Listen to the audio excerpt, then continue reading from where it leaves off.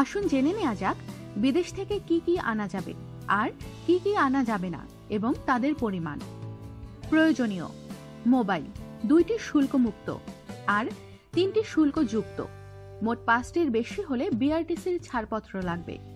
Laptop 1টি শুল্কমুক্ত আর 1টি শুল্কযুক্ত, মোট 2টির বেশি হলে সিসিআই অ্যান্ড এর ছাড়পত্র লাগবে।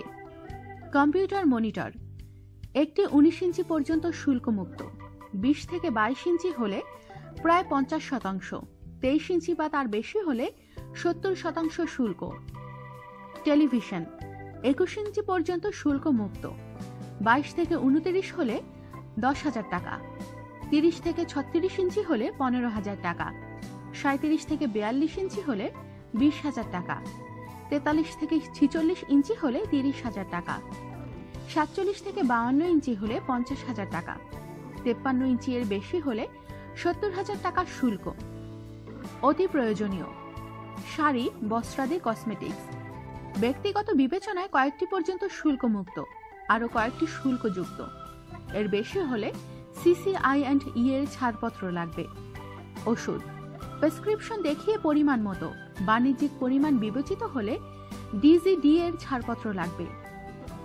অপ্রয়োজনীয়: স্বর্ণালঙ্কার 100 গ্রাম পর্যন্ত শুল্কমুক্ত, অতিরিক্ত প্রতি গ্রামে প্রায় 1500 টাকা শুল্ক, বাণিজ্যিক পরিমাণ বিবেচিত হলে সিসিআই অ্যান্ড এর ছাড়পত্র লাগবে।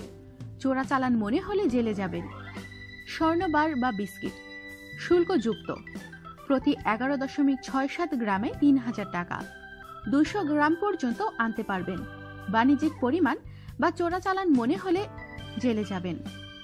টাকা পয়সা পরিচ্ছন্নতা বজায় রাখুন, টাকা পয়সা হাতের ময়লা, তাই ময়লা আনা বর্জন করুন।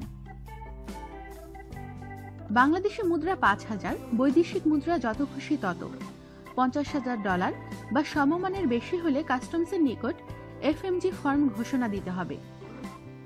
আমাদের সাথেই থাকুন আর সাবস্ক্রাইব করুন।